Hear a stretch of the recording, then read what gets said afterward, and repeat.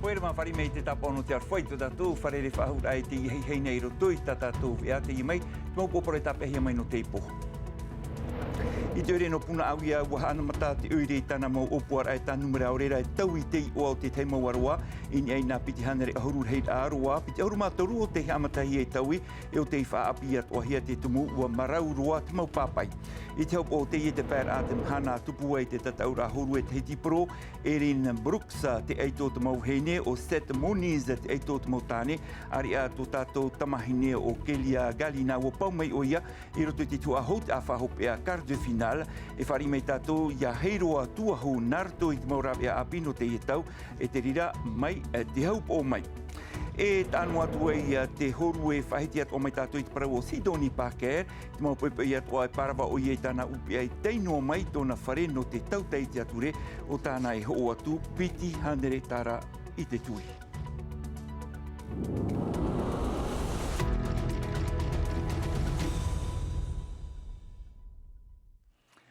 Tara mei ho mano tātou maupo parau no tiritira ara i tātou ea no te hei te ia parau pea ho e tātou te patia poeroa hia i te tipi e te rera i roto i te arua whaatauira i whaa ua tupu te i uhipai te hora hoe maeri i te ia ahia tānei piti tātā te uhia i raru ai te hi opoar a te ture mau parau te ie o te whaahiti hia e porinetia a tei tumparau rā te iha pohia mai e Sam a teina ore.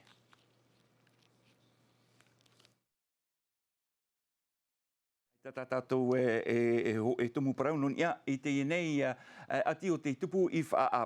Hare roa tātou i te nei i puna au ia mai tā ui whahiti atuna i roto i tātou maupo parau ha amata te uire no puna au ia i te tanumera o rera i te taui i te oa o te tei mauaroa i nei nā piti hanere ahurur hei aroa e veira i roto i te uire no puna au ia piti ahuru mātoru aroa o te amata hia e taui e tanumera e whaapi atu o te tumu ua marauroa te teimau tāpō in e heo i te i mauparuei, tumparau te iha pohia mai e veitiare nauta.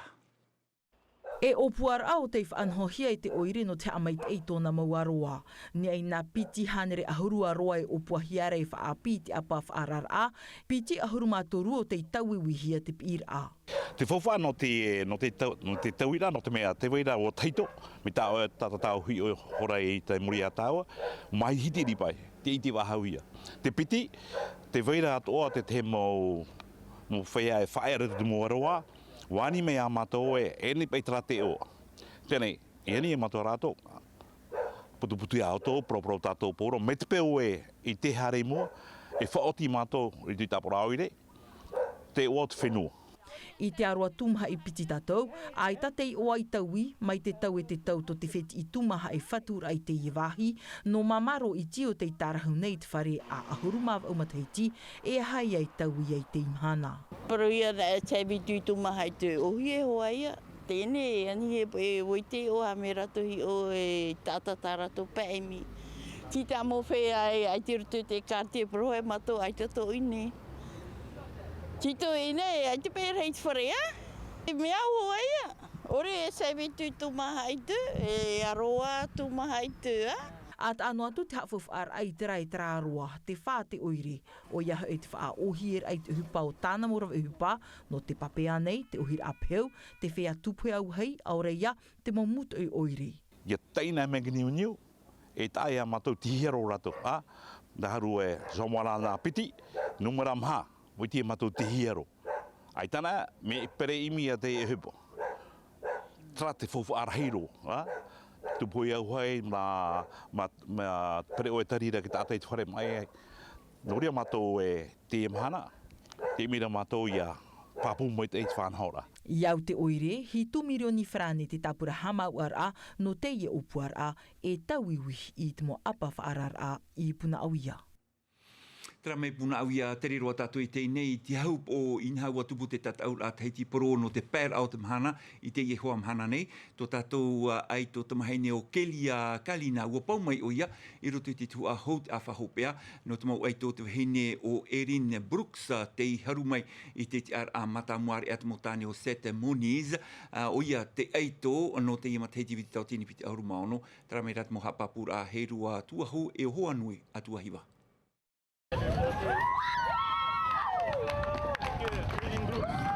Erin Brooks te aito vaini no te tataur a Tahiti propiti tawa te nipiti ahuru maono na nei o mua mai te tataur ai te epepe i te hora hitu i mua ia Molly Picklum no te whenua autraria ahuru ma toru to ma patai o na Erin Brooks e toru to ma piti ahuru ma hitu na Molly Picklum. Muri mai waupot ia o ia i mua ia Isabella Nichols i te tuhu a awha hopea no te whaau atu ia Anat Lelior i roto i te tuhu a hopea o tāna iupotia.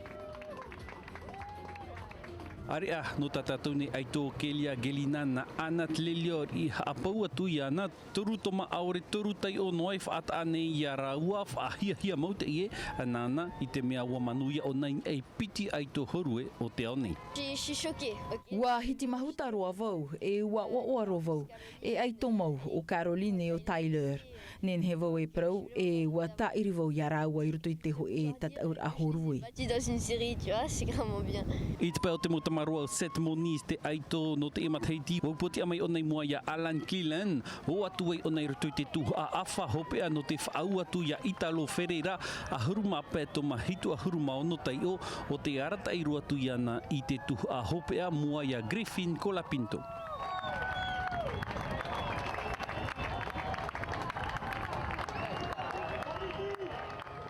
Te wharira tātou i tō tātou eito pap e no te horue, nā rātou i te rā api no te tau i a heiroa tuahu, heiroa Yorana, i tō tāu wharere ai te hei, te haup o oe, e hā te puahur ainen he e parau no te i te tau rā horue teiti propiti tau atini piti ahuru maono.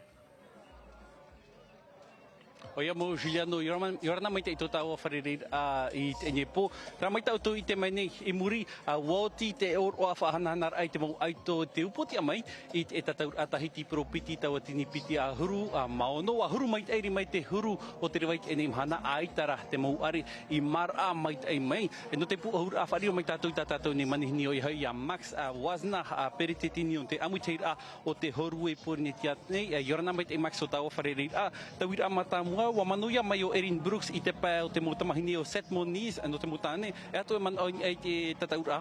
Ei, orana tato poro, nene pro o tata no vehi, taurea no vehi o Seth Moniz e me o no tato poro no me tata no patitifa.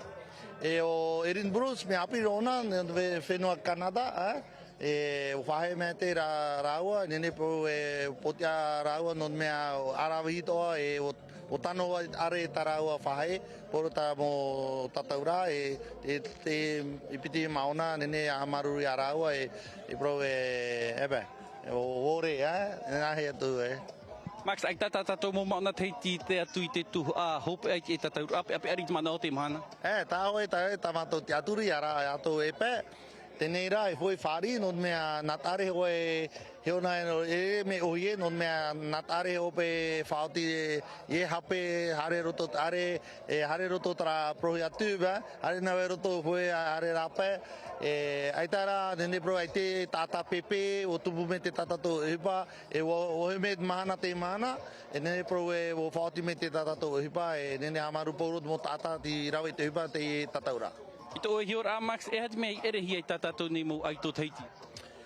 Ai tā, nene pro o inene me te rato, nene rato e whahare nene hoi te ara me te, tenei, e te tōna rato no ho, me are mo whea no rapa ti potia, mea kelia to ti rawa me te hupa, e nene pro o hare o arona mo vahine me te roa iana me oite ona te are e ne whahia na kelia no me api roa te tataura e ne pro me te oro no tato poroa e tamari o anu ne e tene trao ia foi ha fa feruri baha whahai wa me te no tui me hame muri me tenera ture to mato ya kaoli e wahine o tia non mea ti rato roto tra proia sete na rato e hare o tine te ie hare rato Fiji ture hoe rato e toru no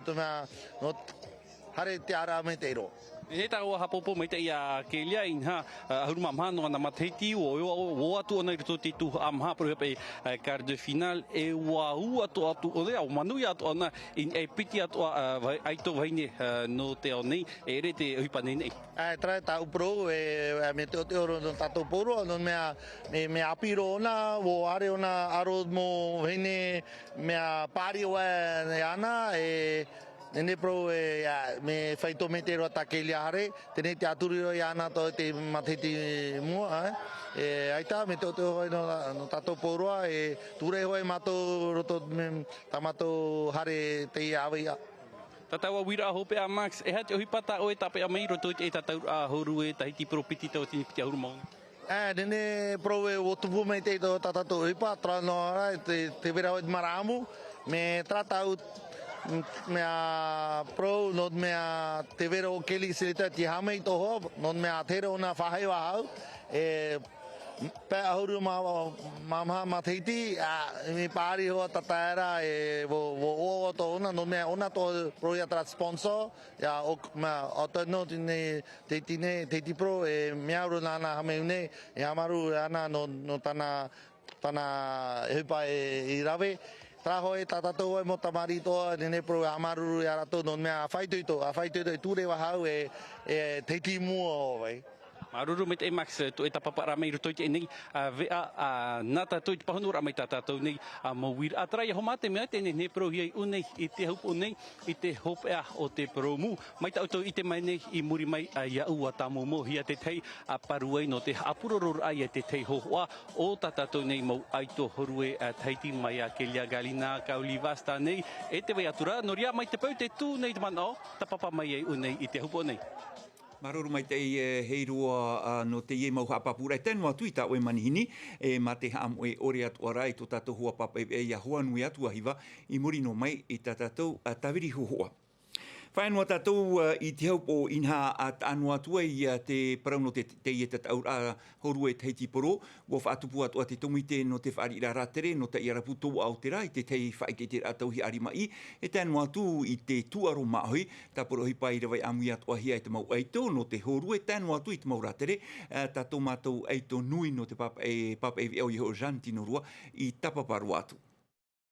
I te mea hei e wā hau me te mahana, ere te o tirhei to te tomite no te whaarir amarihini, no te iarapu tō au te rai te whaatupur ai, I tāna nei mau whanhor a. E ta aia no te parau no te hupari mai, wā haafawhaat o hia, I te tuaro maohi, no te me mata muarua. Te me mata muarua no uti amura au whei, wā tamata nā muarua vau I te pe ahuru kiro, ai tai hape ape ara a. Haere mei e te o whei hitu ahuru, huru pa ariri. Putaputo u a au I te tamatara ai te I peutumu maohi. Te whiwhi o te whaito te imhai au te ofai, te tauhia e ia maumeit ai te ofai I roto I te rima. Un peu dur quand même. Te patia wha, te amor a ofai, haere roai ni ai te peumar ai ni ai te tumu haari, wa whan o te mo maonai te arawehi o te mo aito, no taua mau tu arora. Ya, me huru paari hoara. Alors la technique d'abord. Na mua roa titau hia te taata amo of ai e aua haati te of ai e nārima e piti. Te of ai, te ropu I te awe. Muri mai wha opar I te of ai I mua, I muri ho te atu ai ma te tur ai na awe e piti. E mea wharo oro ratou. Ni tō pai te trotechi. A teira te tu aroma hoi I tuhia mai, tapurihi mai roto I te iene tu a hupa. E wo titau mātou te tātir a tu aro teiti ia haere me, no te pia ia o hoa te mo tātai haren e me tamata I te iene tāpura, ia pepe. Ia rawe mai te pe rato, ia ta ame te rato e me nahia, ia rawe ia mo te of ai te wea turati te mo whai I te rā.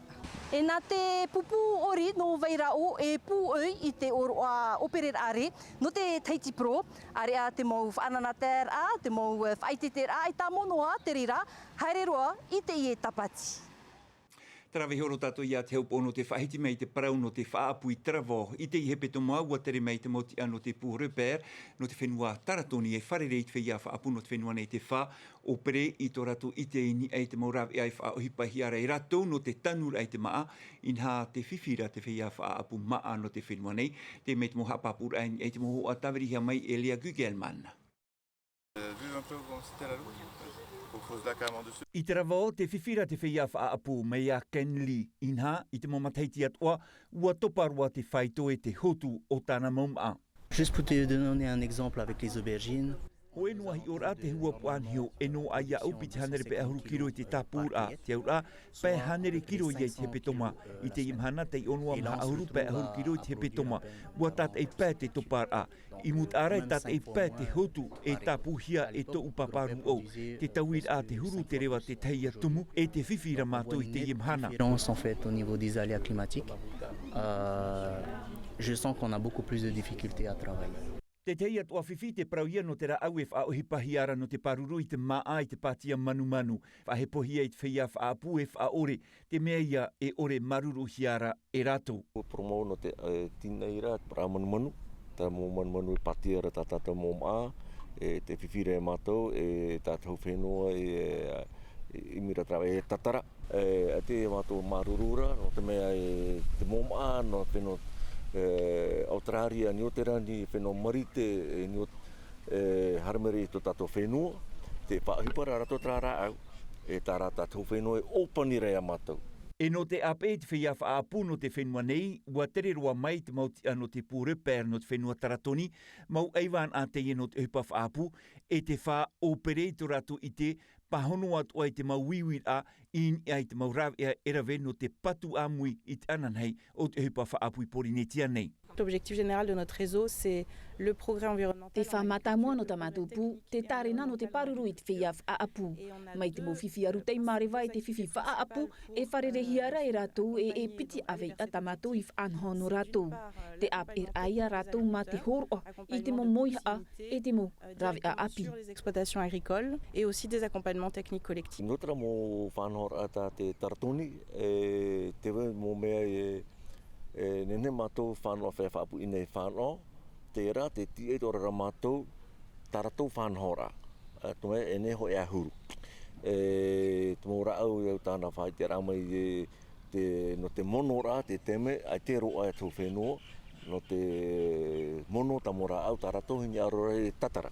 Hoi tauir arhei me te mea huaia, i roto i te ea, te opanihi are whaohipai te hoera au maitei, no te paruru i te mai e no te manu. E inha, te vera te whia whaapu i niutara ni autarari e te whenua marite, e whaohipara i te i maura au, e te whahere mei nei tā rātou mo maa i o tātou nei. Ai tei whaapu me te peu e ai te wi api. E te whiwhi te imhana, te a maitei ai e te i imira o i hoi te whaapu. Nā rohia te te morawera api, mau i te api, hauru atu, ia apehia e ia tauturu hia rātou, tā mātou ia e te aturira i te ie pūreper. Te aturira e noa amai te te morawea api, no te umea i te whia api roto i te ie tōroa, inha te wha, ia mait e atua te praunot eupa wha apu i o tātou nei. Hoi a tātou i te haupo no te whahoperoa i te iwi ana tātou in hat anu atu te parau no te i tātou a horue teiti pro e te mau whaiti te rātou hi ari mai nāri rātou hai te tuaro maoi whaiti mei tātou i te i te mei te parau Sidoni Parker i te mau paipai atu ai muano mai tōna whare e parawa o ia i tāna upi anu te tautei i te ature in ei o tāna e o atu piti hanere tara i te tui whare rero hi atu o ia e hoa nui atu ahiwa.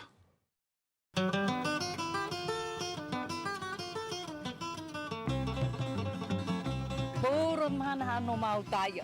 Puro teme, puro pepe hana me mau topa. Tua, ai tepe erer a, kano ta mau upa te ature.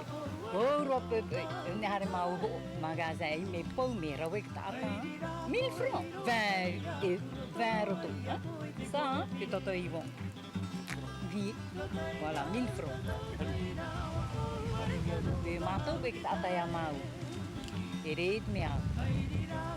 Grano tamau ipa vo de fois at mahine tu hari to mito turu ya mawa imir amuni to he na mau pura au eto he ramo ipa taya isi te ora atene me muni haro e magaza ye iti moto pe o ite haro e magaza me we na hari taya na o hop ia ini o tu ta e ya te pura Se haro e magasa e mata. A chafa proa mau I maru te ato te mumit e uro I o mai tua. Tra no ai mo fia ta u hoi ro ne pouro te ime tra e a mia Italo ma tra mo touro o Gabrielia. E ia hoi tarato te po tra e ta u proura. Tunu yo te ia narato te po. Tra e ata e tra rato tunu yo tato e. Ei tu mea te rato yo te fafaru. Tunu frepani rai o e trarete e onio, ai me aro e narato. E rete me aro.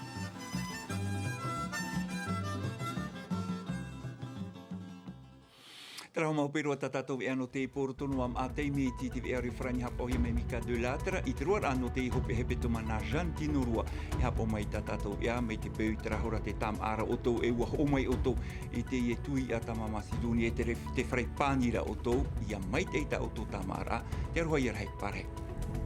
E haa pururuhia te ewe a ini a I te tahua natirara a Tino TV.